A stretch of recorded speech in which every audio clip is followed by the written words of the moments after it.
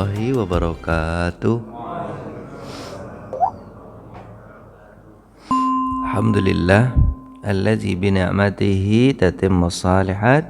Asyhadu an la ilaha illallah wa asyhadu anna Muhammadan abduhu wa rasuluhu la nabiyya ba'da amma ba'du.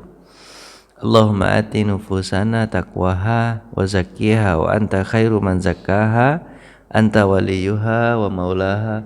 Allahumma alimna bima alamtana wa alimna bima yanfa'una wa zidna ilma.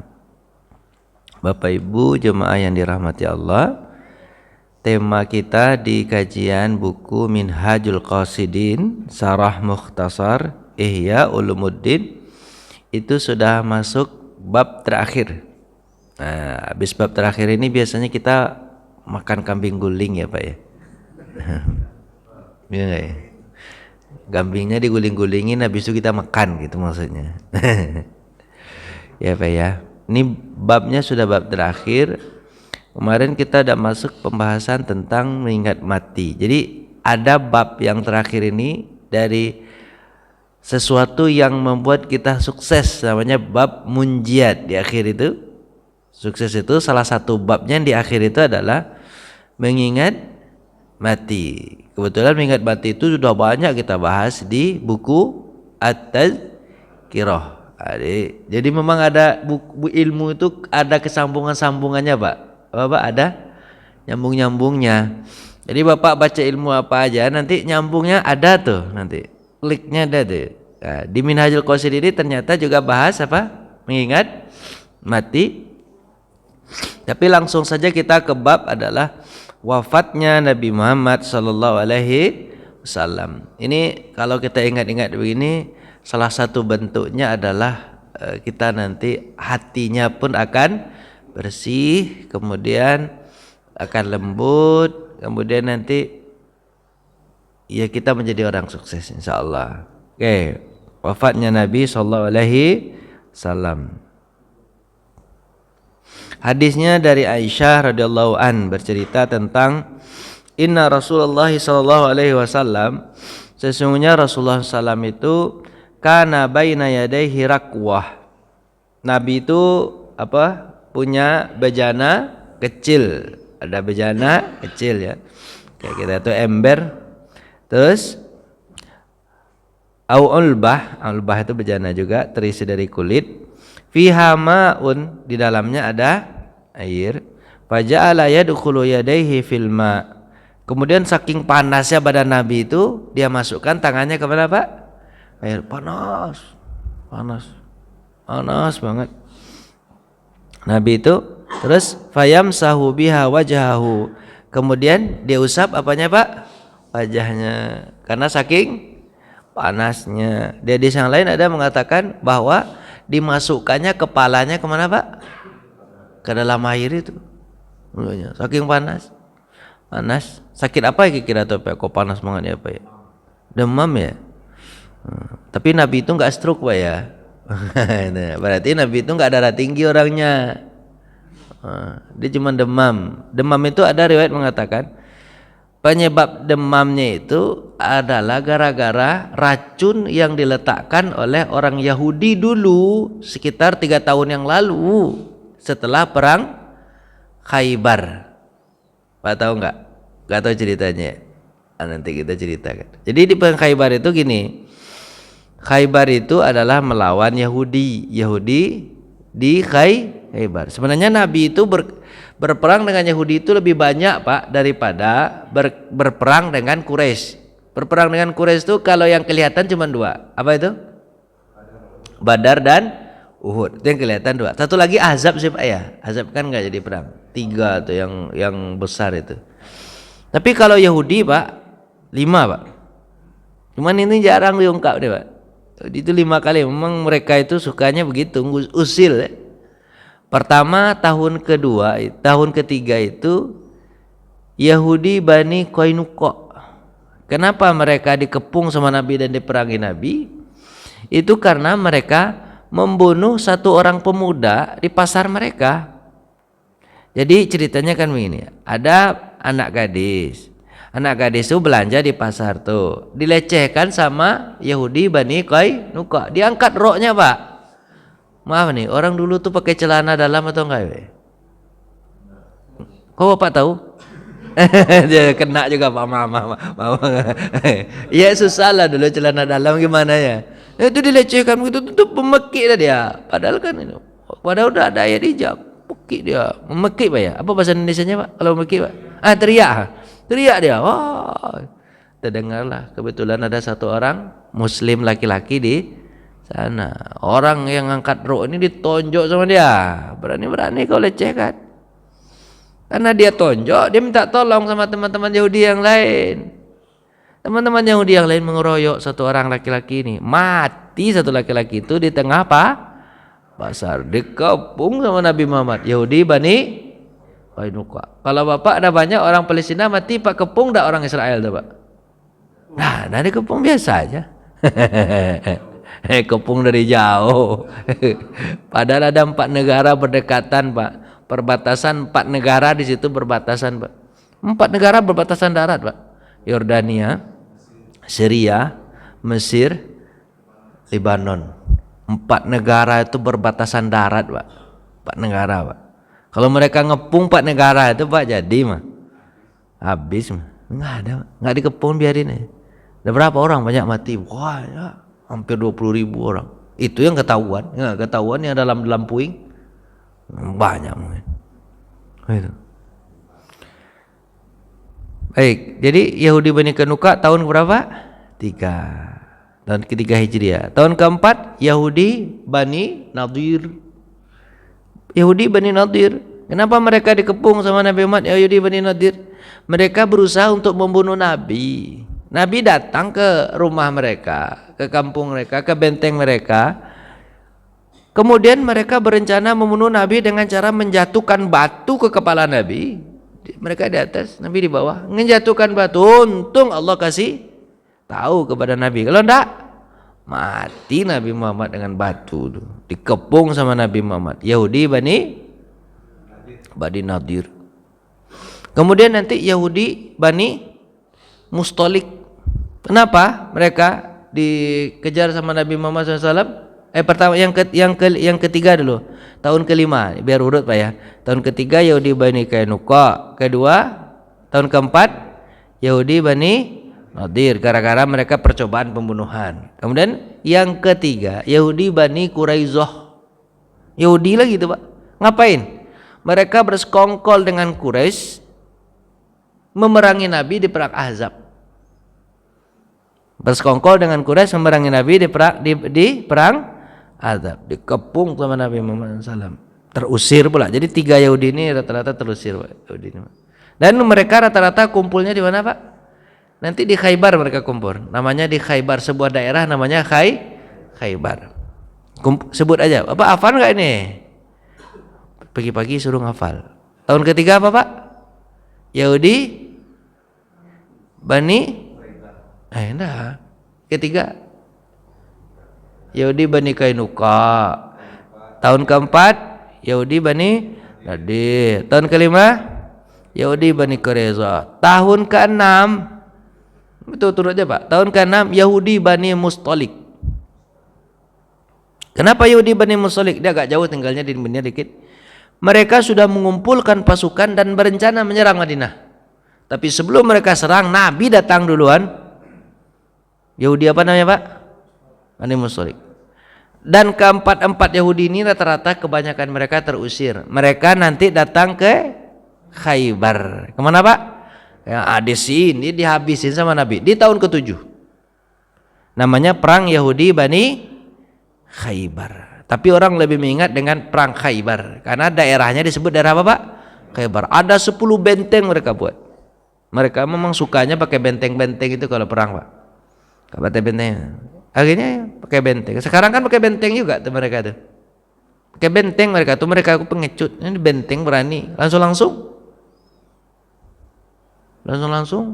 keluar kencing mereka tuh. Khaybar dihancurkan sama. Ini ceritanya nih Pak. Setelah perang Khaybar kan mereka kalah kan. Mereka kalah. Setelah mereka kalah, orang Yahudi itu kayak gitu Pak. Kalau udah kalah dia baik. Jadi baik dia. Jadi kucing seperti dibawain lidi, Pak. Dia bilang apa sama Nabi Muhammad? Ya Rasulullah, ay Muhammad, kami kan udah kalah. Dia jelas kami udah kalah ya. Boleh nggak kami menjamu engkau ya Rasulullah? Wahai ngamu engkau, wahai Muhammad. Langsung baik, Pak. Yahudi kayak gitu kayaknya, Pak. Kayak gitu kayaknya. Kalau sebelum dia kuat, Pak, oh kita dimakannya sama dia. Tapi ketika dia kalah, baik betul. Seolah-olah tidak pernah terjadi apa-apa. Dibilang apa, Pak? Boleh nggak kami membuatkan makanan? Nabi orangnya kan lurus-lurus saja, Pak. Nabi itu nggak pernah buruk sangka sama orang. Ya udah, buatinlah makanan. Akhirnya dibuatin makanan sama mereka kan. Itu dibuatin makanan. Biar kita ini kan saudara. Karena Khaybar itu dimaafkan sama Nabi. Banyak Nabi kayak gitu juga orangnya. Udah kayak gitu, Pak, dimaafkan juga lagi, Pak. Dimaafkan. Karena mereka merasa dimaafkan itu, mereka bilang apa sama Nabi? Kami buat sebagai balas budi apa? Kami buatkan apa? Makanan. Buatnya lah, dibuatkan makanan. Tapi di hati kecil mereka, oh, luar biasa jahatnya sama Islam ini, luar biasa. Emang setan betul. Gaya dia itu. Dibuatkan makanan, dalam makanan itu dikasih racun. Kayak Bapak? Racun. Padahal baru dimaafkan nih, Pak. Terus apa yang mereka lakukan kepada Nabi? Apa, Pak? Dikasih apa? Si racun. Ketika Nabi mau makan, ada riwayat mengatakan Nabi itu sudah meletakkan di bibirnya, tapi belum ditelan. Allah kasih tahu, Muhammad. Tapi ada riwayat mengatakan bukan Allah yang ngasih tahu, kambing itu yang ngomong. Apa? Kambing itu, Muhammad, racun. Itu kan racun. Akhirnya dikeluarkan, ditarik sama Nabi Muhammad. Tapi ada salah seorang sahabat sudah terlanjur menelan, Pak. Kata dia kan, mati dia nanti, Pak, mati dia. Karena racunnya luar biasa, Pak. Racun yang betul-betul pembunuh, Pak. Luar biasa racunnya itu, beratnya itu berkali-kali lipat. Akhirnya Nabi tarik lagi, padahal udah masuk ke, udah taruh di lidah, udah kekecap sedikit. Habis itu Nabi Muhammad SAW memanggil orang Yahudi yang masak. Sini, saya mau nanya. Nanyanya Nabi itu mutar-mutar, Pak, nanya, Pak. Sebab kalau langsung nanya, orang Yahudi itu sifatnya pembohong, Pak. Sifatnya aslinya apa, Pak? Pembohong. Nabi Muhammad nanyanya apa, Pak? Nanyanya gini. Mutar-mutar dulu Nabi Muhammad. Nabi Muhammad bilang, kalau saya tanya apakah kalian jujur? Kata Nabi. Apa jawaban mereka? Jujur kami, pasti jujur kami. Baiklah, saya mau nanya, kata Nabi Muhammad, kalian keturunan siapa? Siapa bapak kalian? Maksudnya kakek kalian atau keturunan kalian di sini nih yang paling banyak siapa? Sebenarnya kakek mereka itu adalah orang yang lemah. Kakeknya orang yang lemah. Tapi Yahudi ini sukanya bohong, Pak. Disebutkannya Yahudi yang kuat, padahal itu bukan kakek kandung mereka, tapi Yahudi yang ini disebut kakek kami luar biasa, namanya si anu si fulan, dia pandai ini pandai anu. Apa kata Nabi Muhammad? Enggak. Kakek kalian namanya si anu dan dia orang yang lemah. Udah kayak gitu, Pak, masih bohong juga lagi, Pak. Yahudi kayak gitu. Apa katanya, Pak? Siapa kakek kalian? Dia bilang apa, Pak? Kakek kami orang kuat segala macam. Enggak, kakek kalian orang yang lemah. Dari Nabi Muhammad SAW. Akhirnya mereka benarkan kata Nabi. Apa jawaban mereka? Iya. Iya, itu kakek kami sebenarnya. Baru ngaku kan? Baru ngaku. Terus ada satu lagi tuh, saya lupa tuh apa pertanyaan Nabi itu, Pak. Lupa saya. Satu lagi itu, tapi langsung ketiga baru Nabi nanya nih. Nabi nanya, enggak begini. Apa pendapat kalian? Ingat yang kedua nih. Apa pendapat kalian ketika kita sudah nanti mati kemudian dibangkitkan di akhirat? Kan mereka yakin juga ada hari akhirat, Pak. Apa pendapat kitab kalian ketika kita udah mati kemudian dibangkitkan lagi? Apa jawaban mereka, Pak? Kami kalau sudah mati, dalam kitab kami ya, jadi bilang gitu, dalam kitab kami kalau sudah mati kami masuk neraka. Tapi sebentar aja. Habis itu digantikan oleh kaum muslimin kalian nih. Kalian nanti masuk neraka lagi, kami masuk surga.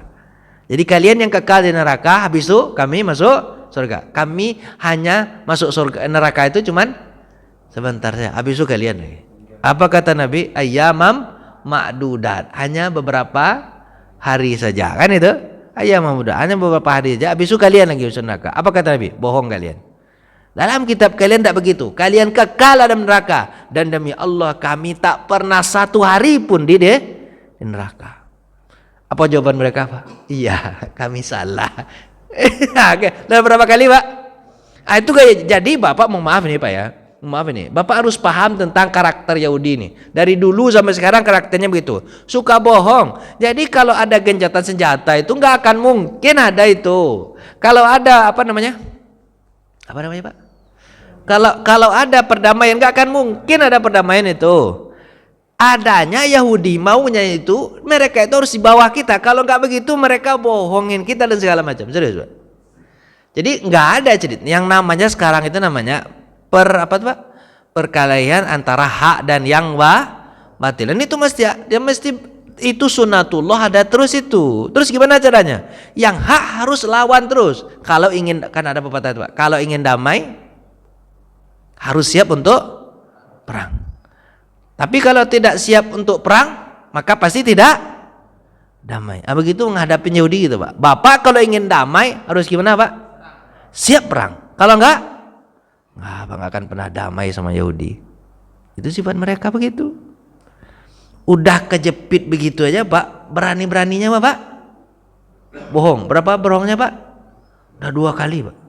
Baru pertanyaan ketiga ini sebenarnya Nabi ini nanya yang ketiga nih, tapi mutar dulu ingin tahu hadis ini ingin menceritakan kepada kita gimana sebenarnya karakter Yahudi itu.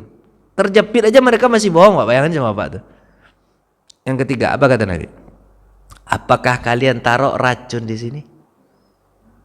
Pertanyaan Nabi itu sebenarnya, tapi mutar. Apa kata Nabi apa? Apakah kalian taruh racun di makanan ini? Karena mereka ada ketahuan 2 kali bohong, terpaksa jujur. Tapi kalau Nabi langsung tanya, kalian ada racun dari sini, pasti kira langsung apa? Bohong kan? Itu udah 2 kali aja bohong masih kayak gitu kan. Baru yang ketiga. Jadi Bapak, kalau biasa orang yang suka bohong itu Bapak jangan langsung tanya ke topiknya, muter-muter dulu. Muter-muter, nanti tanya ke topiknya. Tapi mereka nggak bisa, ini terpojok mereka kan. Apa kata Nabi? Apakah kalian taruh racun di sini? Apa jawaban mereka? Iya. Karena kan Nabi masih tahu kan ada wahyu. Nabi bilang apa? Di mana kau tahu ya Rasulullah? Di mana kau tahu Muhammad tentang keturunan kami? Apa kata Nabi? Aku dapat wahyu. Di mana kau tahu tentang apa? Tentang surga neraka? Aku dapat wahyu kata Nabi. Jadi wahyu semua kan? Terus yang ketiga ini mereka nggak berani lagi sebab Nabi dapat wahyu. Apakah kalian taruh racun di sini? Apa jawaban mereka, Pak? Ya, kami taruh. Kami taruh racun. Tapi masih beralasan, Pak, ingat alasannya apa nih dalam sini? Apa alasan mereka, Pak? Terus Nabi bertanya, kenapa kalau kalian taruh racun di sini? Apa jawaban mereka, Pak? Kalau kau Nabi, pasti kau dikasih tahu. Tapi kalau kau bukan Nabi, kau pembohong, pasti kau mati. Jadi cara ngujinya gitu. Kira-kira masuk akal nggak, Pak? Masuk akal nggak, Pak? Jadi saya taruh racun di rumah, di makanan Bapak. Habis itu saya bilang, kalau Bapak Nabi, pasti Pak selamat. Tapi kalau Bapak bukan Nabi, mati. Bisa nggak begitu kira Pak? Masuk akal nggak, Pak? Menurut mereka itu masuk akal, tapi akal bulus itu. Masa begitu cara nguji orang dengan nyawa orang? Nggak begitu kan caranya kan? Luar biasa Yahudi itu Pak kayaknya, Pak. Ulang lagi, Pak, apa komentarnya, Pak? Kalau kau Nabi, pasti dikasih tahu sama Allah, pasti diselamatkan. Kalau kau bukan Nabi, kau adalah pembohong berarti. Geleng-geleng kepala Nabi Muhammad ya. Apa makanya anak sabda Nabi paling sulit bagi orang Islam ini mengislamkan Yahudi. Kalau saja pada masaku Islam 12 ketuanya Yahudi, pasti semua Yahudi akan masuk Islam. Jadi cukup 12 ya, Pak. Tapi pada masa Nabi itu nggak bisa Nabi mengislamkan 12 orang. Hanya 1 atau 2 orangnya. Nggak sampai 12, Pak. Kenapa, Pak, nggak bisa, Pak? Karena Yahudi itu sebenarnya dia ngerti tentang agama ini, cuma nggak ingkar aja. Jadi susah kan membangunkan orang bangun, susah itu. Membangunkan orang tidur mungkin bisa, tapi membangunkan orang yang sudah bangun bisa nggak, Pak? Susah banget. Jangan dibuka dulu, Pak, belum selesai. Ini baru masuk. Ini ceritanya ada salah satu riwayat mengatakan kenapa kok Nabi demam ini, tapi kan akhirnya, Pak, kan mati 1 orang sahabat itu ya. 1 orang sahabat meninggal, Pak. Gara-gara apa, Pak? Racun itu. dipanggil juru masaknya atau kepala yang masak yang naruh racun tuh Pak. Dan mereka satu orang itulah yang dipanggil. Yang lain Nabi pemaaf betul Pak. Yang lain dimaafkan juga. Padahal kan mereka kan sekongkol semua ya. Harusnya bukan pelaku aja kalau menurut saya ya. Bukan pelaku utama aja. Semuanya harusnya begitu Pak. Tapi Nabi itu pemaaf. Dan ingat Pak, dalam hukum Islam ya memang pelaku itu pertama itu aja yang kena. Yang lain nah, gini ya ceritanya, kenapa kok Nabi Muhammad itu sangat panas? Jawabannya Pak dalam riwayat yang lain itu, kalau kita satukan, gara-gara racun. Bayangkan sudah 3 tahun masih berasa aja racun itu. Tapi ada riwayat mengatakan itu memang apa Pak? Tapi kan kita nggak tahu ya aslinya kan. Itu memang sudah bawaan mau meninggal aja. Kata sebagian orang, gitu kan. Terus sebagian ulama mengatakan. Terus Nabi untuk meringankan sakitnya dia bagaimana Nabi Muhammad Pak? Berkata apa? Maka perkataan Nabi la ilaha illallah. Jadi Bapak kalau sakit itu sering-sering mengucapkan la ilaha illallah. Itu meringankan sakit dan menyepatkan. Kalau cepat sembuh, kalau cepat mati. Itu antara dua itu Pak. Bapak kalau pas sakit itu kepengen cepat nggak? Jawablah sedikit. Pengen cepat nggak? Cepat mana nih? Cepat sembuh atau cepat meninggal? Cepat sembuh. Ya udah baca aja Pak. La ilaha illallah. Jadi gunanya illallah itu Pak meringankan, kemudian mempercepat sembuh dan mempercepat meninggal. Jadi kalau banyak orang yang agak susah sedikit baca la ilaha illallah biar cepat Pak. Ya kan? Kasihan kan kalau lama-lama ya. Lanjut. Nabi bersabda, innalil mauti sakarat. Kata Nabi, apa Pak? Sungguh dari kematian itu ada sakarat. Apa kemarin sakarat Pak bahasanya Pak? Mabuk. Susah mengingat. Mabuk. Sakit luar biasa. Seperti mabuk. Hilang ingatan. Innalil mauti sakarat. Summa nasaba yadahu. Kemudian apa Pak? Beliau apa tuh? Mendegakkan tangannya dan berkata, apa kata Nabi? Apa kata Nabi? Apa kata Nabi sampai akhir? Apa kata mendekatkan tangannya dan berkata menuju Rafiqil A'la. Jadi sampai akhir nyawa beliau tercabut. Jadi mereka berkata, Nabi berkata tapi la ilaha illallah sampai dia diambil nyawa ke Rafiqil hatta qubida wa malat. Wa matat bukan malat sampai meninggal dunia. Di bab maghazi bab mardhan Nabi sallallahu alaihi wasallam, sakitnya Nabi sallallahu alaihi wasallam. Kenapa kok di sana jadi kecil Pak ya? Lanjut hadis berikutnya Pak. Wafatnya Rasulullah. Hadis ini dari siapa Pak? Anas bin Malik.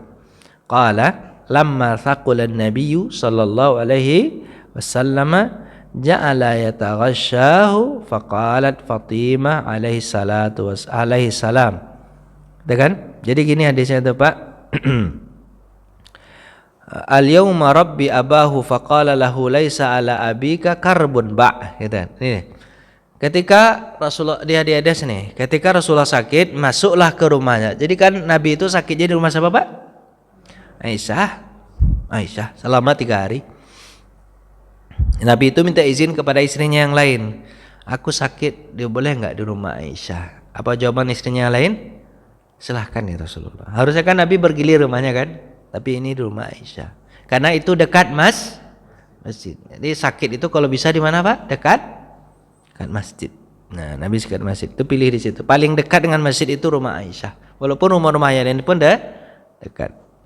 Akhir itu Fatimah datang ke rumah Aisyah itu, kemudian melihat penderitaan Rasulullah SAW. Kemudian dipanggil sama Nabi kan, hadis yang lain itu dipanggil sama Nabi Fatimah itu melihat itu menangis ya. Kenapa Pak? Sakit Nabi itu kelihatan, betul-betul kelihatan, menangis Fatimah. Dipanggil sama Nabi, sini nak, sini. Ketika itu Fatimah usianya 20. Berapa Pak? 20 tahun. Sini nak, sini. Dibisikkan sama Nabi di telinga Fatimah. Apa kata Rasulullah kepada Fatimah? Nah, kamu jangan sedih. Jadi Pak, malahan menenangkan hati itu orang yang sakit kepada orang yang sembuh. Apa kata Rasulullah? Kamu jangan sedih. Nak. Setelah ini hadis ini, tidak akan ada lagi penderitaan ayahmu. Nah, jadi bahasa kayak gitu kira apa paham gak tuh? Setelah ini tidak ada lagi apa Pak? Ayahmu tidak menderita lagi, ayahmu gak sakit lagi. Kalau mendengar kata itu kira apa yang terjadi pada Fatimah Pak? Mau nangislah sejadi-jadinya. Berarti sudah apa Pak indikasinya? Nabi mau meninggal. Terus ketika dia angkat kepalanya dipanggil lagi sama Nabi, sini nak, sini. Dibisikkan lagi sama Nabi Muhammad SAW. Nabi Muhammad berkata apa kepada Fatimah? Fatimah, setelah nanti ayah meninggal, yang pertama menyusul dari keluarga ayah adalah engkau. Dan engkau nanti akan dipersatukan sama ayah di dalam surga. Ketika itu Fatimah tersenyum. Kalau Bapak dikasih tahu begitu sama orang yang akan meninggal, kira-kira gimana Pak? Menangis Bapak atau gimana Pak? Panggil sama siapa Pak? Siapa manggil? Orang yang akan meninggal dipanggil sama ayah Bapak, sama ibu Bapak, sini nak. Dibisikkannya itu, apa dibisikkannya Pak? Kau adalah orang yang pertama menyusul ayah setelah ayah meninggal. Kemudian kau dipersatukan sama ayah di mana? Di surga. Kalau dibisikkan itu sama Bapak, apa yang terjadi kira-kira? Enggak mau makan kan habis itu kan? Nah, kalau Fatimah enggak Pak? Tersenyum dia dan senang hati. Jadi di sini memahamkan pada kita bahwa orang beriman itu enggak takut mati. Apalagi diimimi dengan surga. Karena bagi Fatimah itu surga itu nyata adanya. Cuman kalau bagi kita ini surga itu masih gaib aja. Di mana lah? Ini betul-betul surga ada atau enggak? Itu masalahnya tuh satu. Itu masalah. Kalau yakin ada surga pasti kita kepengen ke dalamnya. Karena indah luar biasa. Jauh lebih indah daripada dunia kita. Walaupun kita adalah orang kaya. Cuman herannya Pak, kok kita kenapa ya? Kita itu kok gak nampak surga itu sama kita ya? Kenapa ya? Kita itu berarti siapa Pak? Saya, Bapak. Termasuk saya juga di situ. Kok gak kelihatan kenapa ya Pak ya? Dibaca ya, kan sering kita baca di atas kira kan surga indahnya gitu. Cuman itu hanya sekedar diucapkan dan di otak, tapi gak masuk hati. Fatimah itu masuk ke hati Pak. Tahu betul dia ada surga itu Pak. Makanya dia senyum. Itu hadis tentang ini. Bapak capek nggak Pak? Saya ini nggak tahu nih apa nih ya? Mungkin cuaca kali ya Pak. Apa tuh Pak? Batu iya, habis itu pancaroba, ingus juga iya. Gimana tuh? Apa tuh namanya? Itu penyakit apa tuh? Gigi juga iya nih. Mungkin panas salam kali. Sakit gusi saya bagian depannya. Tahu lah. Oh terlalu keras Pak ya? Enggak, itu katanya gusi sakit ini gara-gara apa Pak? Panas katanya. Sodok jadi. Oh ya masalah deh loh. Yang sekarang lah Pak. Aduh Bapak dipraktekannya. La ilaha illallah. Dipraktekannya. Makasih ya Pak. Sekarang aja tuh Bapak tuh. Mau cepat aja dia. Ya Allah ya Allah. Cepat sembuh ya. Ilah. Iya. Lanjut. Doakan nak juga saya jadinya. Senjata makan tuan ini. Ibnu Mas'ud lagi Pak. Cerita siapa Pak? Ibnu Mas'ud. Kami berkumpul di rumah ibunda, maksudnya rumah siapa Pak? Melihat kami, kemudian Rasulullah SAW melihat kepada kami. Sakit, masih sempat melihat apa Pak? Nabi itu walaupun sakarat Pak, tapi otaknya masih mikir Pak. Nabi itu nggak pernah otaknya hilang Pak, nggak pernah pikirannya itu Pak hilang. Nabi itu nggak pernah, itu mukjizat Nabi itu Pak. Walaupun sakit apapun, ininya masih waras apa Pak? Otaknya tetap waras. Kalau kita kan kadang-kadang kalau udah sakit itu pikun jadinya kan? Ini nggak pernah pikun. Dilihatnya, oh si Anu datang masuk, tahu dia semua orang yang datang. Maka beliau berkata, selamat datang. Disapanya orang Pak, sakit mesti nyapa orang. Itu akhlak Nabi. Semoga Allah menghidupkan kalian dengan keselamatan. Semoga Allah menjaga kalian. Ini sunnah Pak. Sunnahnya ketika kita sakit doakan orang yang sehat. Karena doa orang yang sakit dikabulkan Allah. Kalau kita kan nggak minta doa malah ya. Minta doa malah ya. Kalau Nabi mengajarkan apa? Orang yang sakit doain orang yang sehat. Oh, luar biasa weh. Luar biasa tuh. Hadis itu luar biasa tuh yang diperhatikan Nabi. Doain. Kami berkata, ya Rasulullah, boleh bertanya? Bertanya, luar biasa nih pertanyaannya. Apa? Kapan ajalmu ya Rasulullah? Kata siapa Pak? Sahabat yang datang. Ya Allah. Tanya Bapak kalau sakit itu ditanya gitu kira gimana Pak? Pak kapan mati? Ayo. Pasti Bapak tersinggung kan? Ini Nabi beda nih, makamnya beda. Nabi nggak takut mati Pak. Ditanya sama sahabat, ya Rasulullah kapan ajalmu? Sahabat luar biasa. Beliau menjawab, sudah dekat. Ini menandakan bahwa ini di hadis ini menandakan bahwa Nabi itu nggak tahu kapan dia akan mati. Cuman rasa-rasanya udah dekat. Bapak sudah merasakan itu belum? Udah dekat itu belum? Belum. Udah berarti aman lah berarti. Tapi terasa, makanya Nabi itu dalam hadis itu orang kalau meninggal dunia itu 30 hari itu terasa sama dia. 30 hari sebelum udah kayak gitu-gitu. Walaupun dia meninggal misalnya tabrakan, tapi sebelum 30 hari itu udah kerasa. Kami berkata, ya Rasulullah, dengan apa nanti kami mengapanimu? Tanya sampai detail itu. Kalau kau meninggal nanti dengan apa kami mengapanimu? Apa jawaban Nabi? Beliau menjawab, bila kalian berkenan. Nabi gitu jawabannya, enggak memaksakan diri. Kalau kalian berkenan, maka dalam pakaian ini ada hullah Yaman. Hullah itu pakaian ya dari Yaman. Kemudian atau kain putih.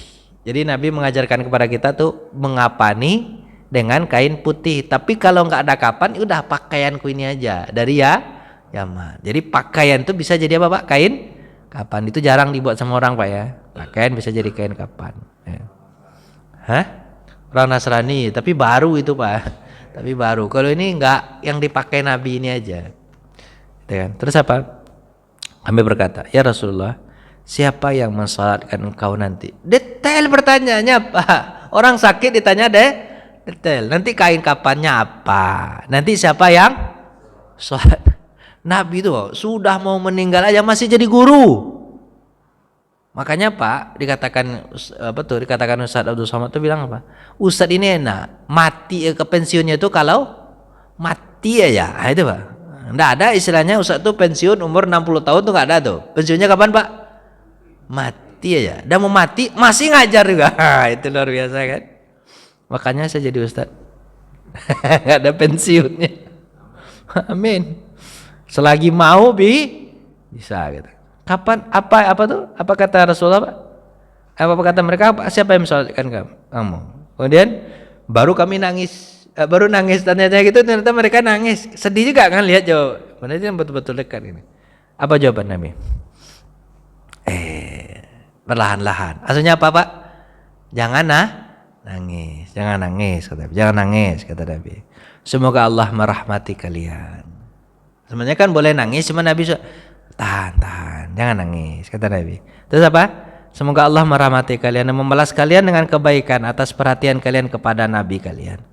Setelah kalian memandikanku, kata Nabi gitu kan, diajarin sama Nabi.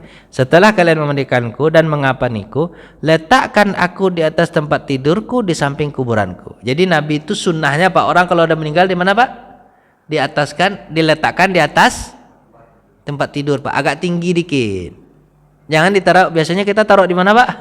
Lantai aja kan. Kalau bisa Pak, tinggi dikit. Hormati dia walaupun hanya jasadnya. Taruh aku di atas tempat tidurku. Kata Nabi Muhammad SAW. Lalu keluarlah kalian. Setelah kalian masuk mandikan, kapani, habis itu kalian keluarlah. Jangan kalian salatkan dulu. Keluarlah, kata Nabi Muhammad, sebentar.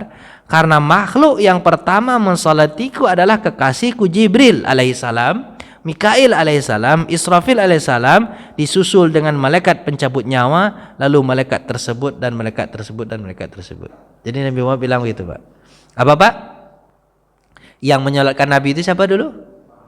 Malaikat. Kalian keluar dulu, biarkan mereka menyolatkan kalian. Itu kata siapa Pak? Rasulullah. Biarkan. Setelah selesai malaikat, baru kalian masuk. Kalian, karena rumah Nabi itu kan kecil Pak ya, sunnahnya, bukan sunnahnya, sebenarnya kan boleh aja dibawa ke masjid Pak ya. Tapi rumah Nabi itu cuma di kamar tuh aja. Hanya bisa 10 orang per 10 orang. Ini berarti mensolatkan orang mati itu boleh berulang kali. Berarti boleh berulang kali kan? Orang ini yang siapa yang belum boleh sholatkan. Di sunnahnya kan begitu jadinya kan? Ini luar biasa Pak. Dari meninggal Nabi aja kita dapat sunnahnya.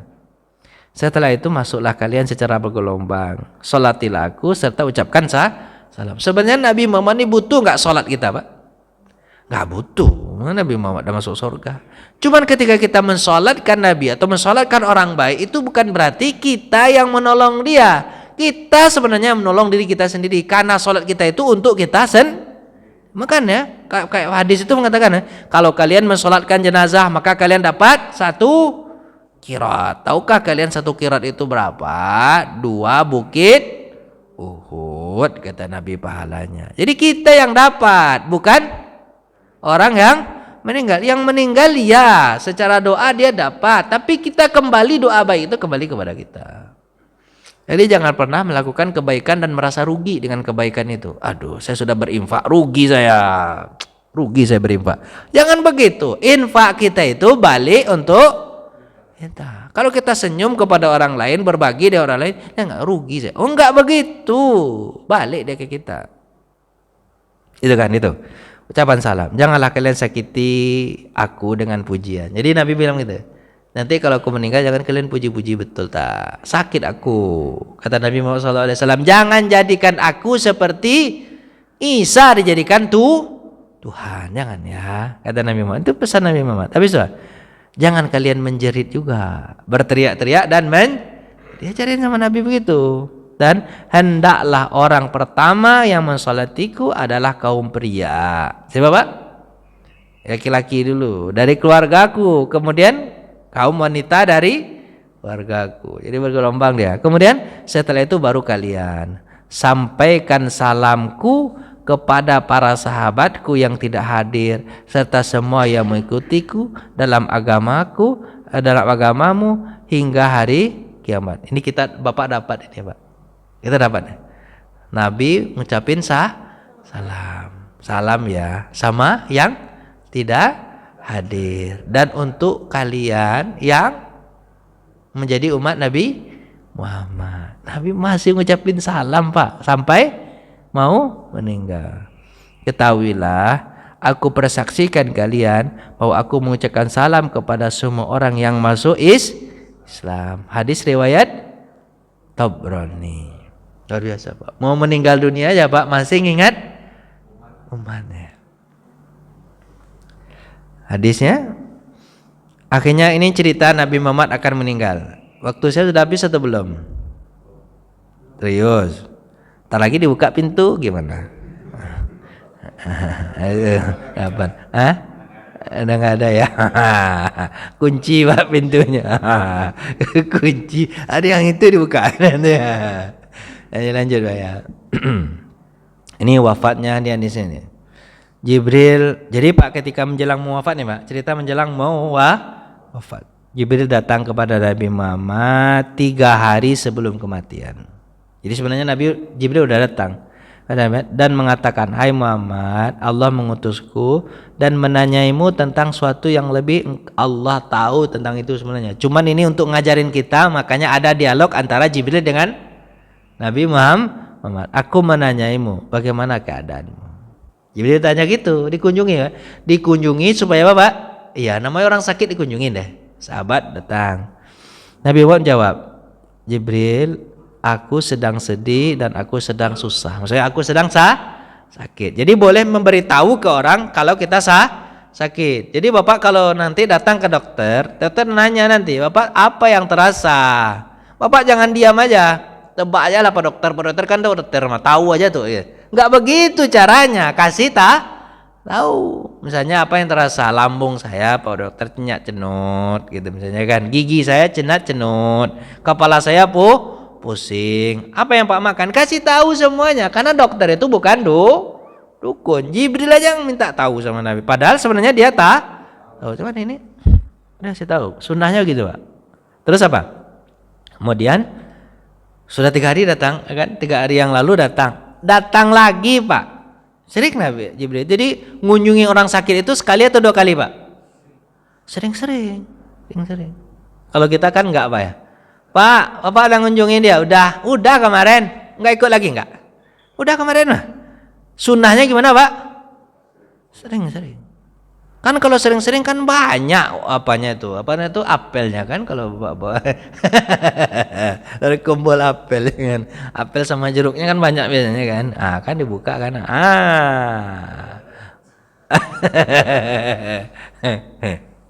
Lanjut Pak ya. Belum. Itu lagi salah. Hari gelap-gelap kayak gini Pak, rasa-rasanya masih jam 5 Pak ya. Mendung-mendung ini rasa-rasa jam 5. Terus Jibril menjawab, aku sedang sedih. Kemudian Jibril datang lagi nih pada hari kedua dan menyampaikan hal yang sama kepada Nabi Muhammad. Bagaimana keadaanmu? Nabi masih menjawab, Bapak, aku sakit. Lalu dia datang, boleh kasih tahu kita sakit Pak? Boleh kasih tahu kan? Lalu dia datang lagi di hari ketiga. 3 kali datang Pak, tiap hari datang Jibril. Sayang betul sama Nabi Muhammad ini. Lalu dia datang pada hari yang ketiga dan menyampaikan hal yang sama kepada Nabi. Kemudian dia memberikan jawaban yang sama. Tiba-tiba ternyata yang hari ketiga itu Nabi Jibril membawa siapa Pak di belakangnya Pak? Surprise! Kata Nabi di belakang ada siapa Pak? Ada malaikat pencabut nyawa. Ya Allah, ada malaikat Jibril bawa teman pencabut nyawa. Apa kata ini? Surprise atau apa Pak? Surprise ya? Enggak ya Pak? Ya Allah. Terus Jibril memberitahu gini, "Hai Muhammad, malaikat pencabut nyawa meminta izin." Bayangkan Pak, malaikat pencabut nyawa minta izin sama Nabi. Bapak ketika mati minta izin enggak malaikat pencabut nyawa Pak? Enggak kan, dicabutnya aja enggak ada izin-izinnya mah. Kalau Nabi izin. Padahal dia tidak pernah minta izin kepada seorang pun sebelummu wahai Muhammad. Tapi kepadamu dia minta, dan juga tidak akan minta izin kepada orang setelahmu Muhammad. Itu bahasanya, bahasa hadisnya Pak. Minta izin. Rasulullah menjawab, biarkan dia masuk. Bukan Nabi itu bukan enggak malaikat maut usir, enggak begitu. Masuk. Jadi orang maaf nih Pak bahasanya Pak. Orang jahat pun kalau dia jenguk Pak suruh, enggak apa-apa lah. Malaikat maut yang mendatangkan bahaya itu masuk. Saya akan masuk. Tapi bukan berarti malaikat maut jahat Pak ya. Memang itu tugasnya Pak ya. Biarkan dia masuk. Malaikat menyebutnya masuk dan berdiri di hadapan Nabi dan beritahu, Allah mengutusku dan menyuruhku untuk datang kepadamu, untuk taat sama engkau wahai Rasulullah. Jadi itu perkataan dia pertama. Apa dikatakannya? Karena itu jika kamu menyuruhku mencabut nyawamu, aku akan cabut. Tapi jika engkau perintahkan aku membiarkan, aku diam. Jadi Allah ngasih tahu sama siapa Pak? Malaikat pencabut nyawa, datangi Muhammad, minta izin kepadanya, tolong tanyakan kepada dia apakah dia mau mati atau tetap hidup. Luar ditawarin gitu Nabi Muhammad Pak. Ada dalam hadis yang lain tersebutkan, hai Muhammad, Allah menyampaikan kepadaku, kalau kau ingin hidup maka hidup kekal selama-lamanya dan kau jadi raja.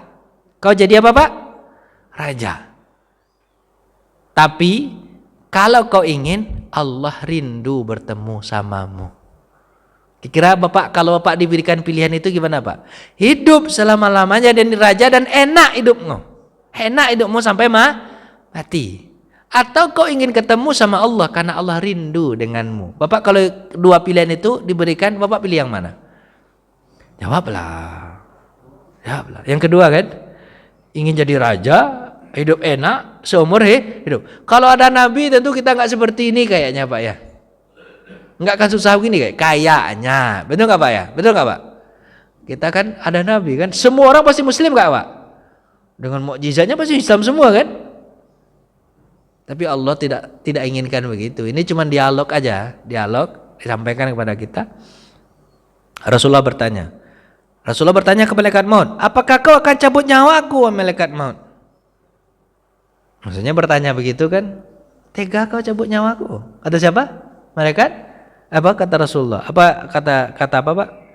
Kata malaikat maut, begitulah aku disuruh taat aja sama engkau. Tapi yang jawab siapa Pak? Jibril menjawab, Muhammad, Allah rindu samamu.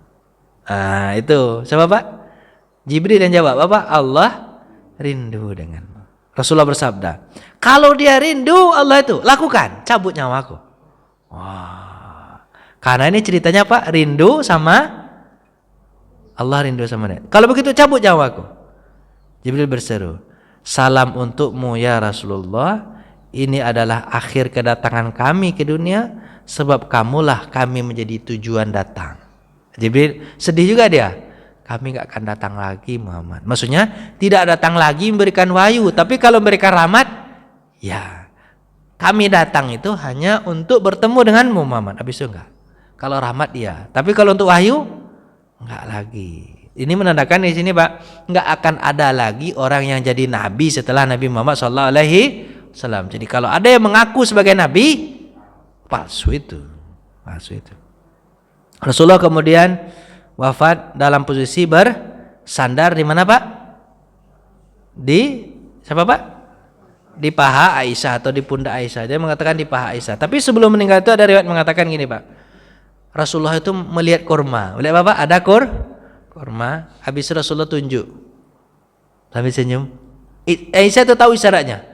Kau mau makan kurma ya Rasulullah? Apa jawaban Nabi? Mau meninggal dunia Pak, sunnahnya apa Pak? Kurma. Makanya kalau bisa ada kurma terus di rumah Bapak. Cuman masalahnya di rumah saya nggak ada kurma. Saya ngasih tahu aja sama Bapak. Bapak nggak paham juga. Ya terserah Bapak lah. Itu Pak, harus ada kurma Pak. Sunnahnya begitu. Mau meninggal aja Pak makan kurma. Jadi Bapak biar nggak sedih betul. Ya. Habis itu Pak makan kurma. Apa kata Rasulullah? Karena Rasulullah kan nggak kuat lagi menggigit Pak, karena sakit. Akhirnya Aisyah menggigitkan kurma tersebut, sudah lunak baru dikasihkan kepada Rasulullah. Kira-kira Bapak dikunyahkan sama istri, Bapak makan atau enggak? Ayo jawab. Dikunyahkan sama istri Pak makan atau enggak? Serius? Atau jangan bau jigong Nabi itu enggak apa. Berarti Aisyah itu mulutnya wangi, dikunyahkan romantis. Makanya Aisyah kalau ingin berbangga-bangga, dia kalau orang dulu berbangga bukan pakai duit Pak, tapi pakai agama. Berbangga-bangga dengan yang istrinya yang lain, Aisyah bilang apa Pak? Ludahku adalah ludah yang terakhir bertemu dengan ludahnya Rasulullah SAW. Bahasanya begitu. Mulutku adalah mulut yang terakhir bertemu dengan Rasulullah SAW. Ya karena apa Pak? Bukan mulut itu bukan begitu. Tapi kan boleh aja kan begitu kan? Yang kayak gimana? Coba praktekkan. Mau pulang Pak nanti kan? Harus pulang nanti. Kalau Pak Haji bentar lagi Pak Haji sabar Pak Haji. Bapak udah siapin kadonya belum? Kado-kadonya udah siapin belum? Udah ya, siapin kado yang mantap ya. Kompor gas. Kan dulu kan biasa gitu Pak ya, kompor gas. Apalagi Pak? Gas berapa? Gas 3 kilo atau yang 12 kilo nanti kita bawa. Itulah kira-kira Pak ya. Jangan lupa Pak, yang paling penting itu spray. Itu paling penting itu Pak ya. Bapak paham gak nih? Terserah Bapak lah. Lanjut Pak ya. Duhai ayahku, Allah telah, apa kata Fatimah nih Pak? Dia berdiri Pak, dengan mengenakan pakaian atas berbuat Pak. Rasulullah kemudian wafat dan posisi bersandar kan. Terus lalu Fatimah berdiri dan berseru, oh ayahku, kau telah memenuhi Tuhanmu. Duhai ayahku, surga Firdaus. Jadi sunahnya gitu Pak, didoakan surga Firdaus untukmu. Ayahku, Jibril telah memberitahu tentang kematianmu. Ayahku, alangkah dekatnya dia dengan Tuhannya. Jadi Pak, ketika orang meninggal itu yang Bapak ucapkan apa? Doa-doa baik atau perkataan-perkataan baik. Oh ayah, pasti kau orang surga. Oh ayah, kau pasti sangat dekat dengan Tuhan.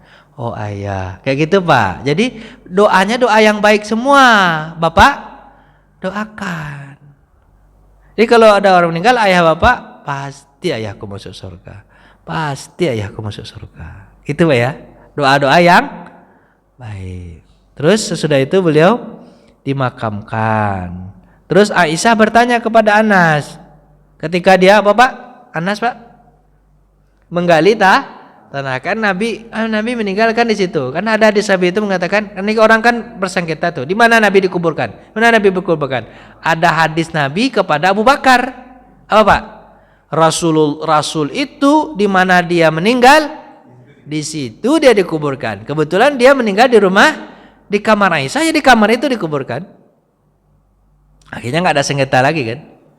Ketika itu kan digali Bapak kuburan di kamar Aisyah. Cuman beda ya, kalau rumah kita kan sayang-sayang ke ada keramik, makanya mahal kan gitu ya. Kalau rumah Nabi tanah aja mau digeruk langsung itu nggak ada masalah kan. Digeruk tanahnya. Habis itu ketika menggeruk Aisyah berkata kepada Anas, Anas, tegakah engkau menguburkan nabimu di tanah? Ini bahasa apa pikirannya Pak? Bahasa kasih sayang. Tegakah engkau meletakkan nabimu di tanah? Bukan berarti nggak boleh, cuman apa Pak? Bahasa. Memang harus orang itu meninggalkan harus kuburkan Pak ya. Tapi bahasanya, tegakah engkau menguburkan nabimu di mana Pak? Di tanah. Kira Anas jawab nggak Pak? Ya nggak ada jawaban. Nggak ada jawaban. Ya terpaksa digali aja kan. Habis itu Pak. Jadi mana Abu Bakar ini Pak. Abu Bakar itu ketika itu Pak, ketika jauh itu Pak, kan Abu Bakar itu kan ketika mau meninggal dunia itu Nabi Muhammad itu gimana Pak? Nah, Abu Bakar itu ceritanya kan begini. Rasulullah itu kan sakit di hari mulanya Jumat. Bapak Jumat. Setelah Jumat itu sakit parah. Kemudian setelah itu Pak sakit parah dari Jumat itu Rasulullah sudah berkata sebenarnya kepada Aisyah nanti yang jadi imam zuhur berarti Sabtu sakit ya, maaf Sabtu lah, taruhlah Sabtu gitu, taruh aja Sabtu. Apa kata Rasulullah kepada Aisyah yang nanti jadi imam zuhur itu Abu Bakar ya, tolong sampaikan. Ada di sini sebelum itu Pak. Oh, wafatnya bukan enggak, sebelum itu sini. Apa Pak? Yang menjadi imam itu siapa Pak? Abu Bakar ya. Yang jadi imam siapa? Abu Bakar ya. Aisyah bukan enggak mau ngasih tahu ayahnya. Cuma dia bantah Nabi Muhammad, dia bilang apa? Ya Rasulullah, jangan ayahku. Ayahku itu adalah orang yang sangat lembut hatinya. Kalau dia jadi imam, takutnya dia tidak bisa menyelesaikan tugasnya. Dia kalau baca ayat pasti nangis dan suaranya lemah. Karena dulu kan ada mikrofon ya. Suaranya agak kecil. Yang lain aja. Kata siapa? Aisyah. Apa kata Nabi? Enggak, kata Nabi. Abu Bakar jadi imam, sampaikan Aisyah. Aisyah bukan enggak mau nyampein Pak, cuma dibilang takut nanti nepotisme. Apa Pak? KKN. Masalahnya informasi dari siapa? Aisyah. Untuk siapa? Ayahnya. Aisyah nggak mau nepotisme. Kalau kita sekarang, cawe-cawe. Bapak paham nggak cerita ini? Paham nggak nih? Jawablah. Sedikit paham nggak nih? Aisyah nggak mau Pak cawe-cawe. Nggak mau cabe-cabe. Nggak mau dia ngasih tahu sama siapa Pak? Sama siapa? Nggak mau dia ngasih tahu. Kebetulan lewat sepupunya di rumahnya. Di sepupunya di rumahnya. Kemudian dia berkata, sepupunya saya lupa namanya, Ubadah atau Ubaidah, lupa saya namanya. Sepupunya, cuma nggak terkenal betul ya. Ada sepupu Aisyah lewat, panggilnya sini. Rasulullah menyuruh agar ada di antara kalian yang menjadi ganti sholat, menjadi imam ganti Rasulullah SAW. Apakah begitu informasinya dari Nabi Pak? Tidak. Apa informasinya apa Pak? Abu Bakar jadi imam. Cuma dari Aisyah Pak, dibilang apa? Takut nepotisme, bilang apa? Salah seorang di antara kalian harus jadi imam pengganti Nabi.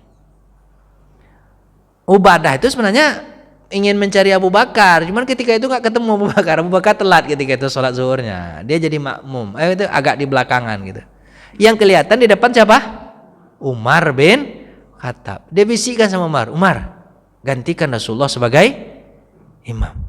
Umar ini mengira bahwa Umar ini mengira nih dalam hadis itu. Umar itu mengira bahwa karena informasi ini adalah dari sepupunya Aisyah, bisa jadi ini dapat dari informasi dari keluarga terdekat. Oh, berarti aku disuruh imam. Udah, majulah Umar bin Khattab sebagai bapak imam zuhur. Imam zuhur gitu. Terus pas ketika asar orang azan, Nabi mengingatkan Aisyah lagi. Aisyah, sudahkah kau kasih tahu kepada Abu Bakar untuk jadi imam? Apa kata apa? Kata Aisyah, belum ya Rasulullah. Kasih tahulah. 2 kali itu Nabi mau. Kasih tahulah. Aisyah masih takut KKN. Dia diam aja. Dia diam aja. Dan yang sepupunya tadi itulah punya inisiatif sendiri. Apa kata dia, Pak? Yang nampak sama dia di depan. Asal siapa nampak sama dia, Pak? Umar lagi disuruh maju ke depan. Abu Bakar telat. Pas ketika maghrib, Nabi tanya lagi. Apa kata Nabi kepada Aisyah? Sudahkah kau kasih tahu kepada Abu Bakar untuk menggantikanku jadi imam? Apa kata Aisyah? Belum ya Rasulullah. Di situ Nabi marah. Jadi bapak marah kepada istri itu kapan, Pak? Udah 3 kali ulang-ulang. Minta disuruh air, bawakan air, belum juga lagi. Air, udah 2 kali belum juga lagi. Air ketika peka kok kemana tuh? Enggak begitu, mama, enggak begitu. Nah, itu 3 kali. Nabi bilang apa? Marah. Cuman marah Nabi ini punya akhlak.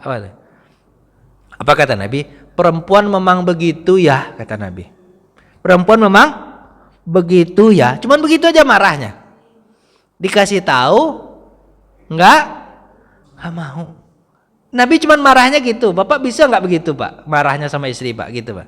Perempuan memang begitu ya. Kayak gitu doang, Pak, bahasanya. Bapak bisa enggak marah kayak gitu? Agak susah kayaknya, Pak. Karena istri Bapak kalau digituin, perempuan memang begitu ya. Memang begitu, saya mau apa, kata dia. Dilawannya, cuman kita cara susah kita jadinya. Tapi kalau Kak Aisyah enggak begitu, Pak. Perempuan memang begitu ya, kata Nabi. Cuma gitu aja Nabi marahnya, mah. Begitu aja marahnya. Habis itu, Pak, apa? Habis itu kan orang udah selesai azan.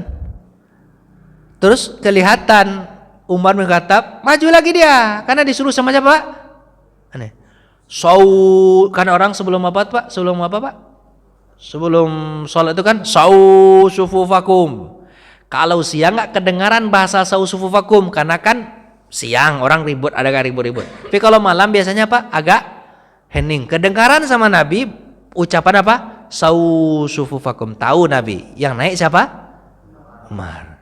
Nabi berusaha dengan keras. Karena nggak bisa lagi kasih tahu nih, Aisyah nggak bisa dikasih tahu masalahnya. Nabi berusaha untuk mengeluarkan suaranya sekeras-kerasnya. Tapi walaupun menurut Nabi itu sudah usaha maksimal, tapi tetap aja kecil. Bukan Umar, tapi Abu Bakar, kata Nabi. Cuman itu komentar Nabi. Bukan Umar, tapi siapa? Abu Bakar. Nabi cawe-cawe juga berarti, Pak, ya. Tapi kan untuk orang yang terbaik. Bukan Umar, tapi siapa? Abu Bakar. Mendengar omongan itu Umar mundur. Disuruh maju siapa, Pak? Abu Bakar. Dari semenjak itulah Abu Bakar 2 hari atau 3 hari jadi imam. Di akhir nanti di subuh, Pak. Ceritanya kan Nabi meninggal jam 9 pagi. Di subuh pagi itu tanggal 12 Rabiul Awal Nabi sehat. Itu masalahnya. Nabi, Pak, sehat. Sehat orang sakit ya begitulah kira-kira. Tapi diperlihatkan oleh Nabi itu apa tuh? Kesehatan yang signifikan lah orang bisa sakit. Pagi subuh nih ceritanya sudah 2 hari Abu Bakar jadi bapak imam. Nabi mau sholat subuh kemana, Pak? Masjid berjamaah. Ketika Nabi mau sholat subuh masjid berjamaah, nampaklah kan rumahnya gitu kan, nampak Rasulullah keluar dari pintu rumah samping itu mau masuk. Orang kan Abu Bakar sudah sufufakum minta masuk, sudah mau takbir gitu. Datanglah Bapak Rasulullah kan. Ketika datang Rasulullah, orang apa, Pak, bertepuk tangan. Tepuk tangan kan? Tepuk tangan gitu, Pak. Orang tepuk tangan. Terus kata Nabi Muhammad, kenapa kalian tepuk tangan? Laki-laki bukan bertepuk tangan, tapi apa? Subhanallah kalau dalam sholat, bukan tepuk tangan. Kata siapa? Karena tepuk tangan itu Yahudi. Kalau perempuan pun bukan tepuk tangan, tapi apa? Tepuk punggungnya, bukan tepuk tangan tapi punggungnya. Nah, kan kalau ada yang salah dari imam. Terus subhanallah itu kan itu untuk perempuan. Kalau laki-laki Pak, subhanallah. Karena perempuan itu dalam sholat suaranya pahaman masih aurat juga nggak boleh diungkap. Terus apa Pak? Subhanallah. Habis itu tahu kan? Wah, Rasulullah kata Abu Bakar kan? Abu Bakar mundur rencana ini. Orang mempersilahkan Rasulullah untuk maju, tapi Nabi dengan isyarat mengatakan, gitu. Isyaratnya begitu Pak, tidak maju saja. Ini sini kaidahnya ada lagi nih, apa nih? Boleh menjadi makmum dari orang yang levelnya di bawah. Jadi Pak, karena kalau ada misalnya anak-anak umur 12 tahun sudah balik, boleh jadi imam, tidak ada masalah. Gak apa-apa Bapak jadi makmumnya. Atau mungkin Bapak di rumah Bapak, anak Bapak suruh jadi imam, boleh, nggak ada masalah.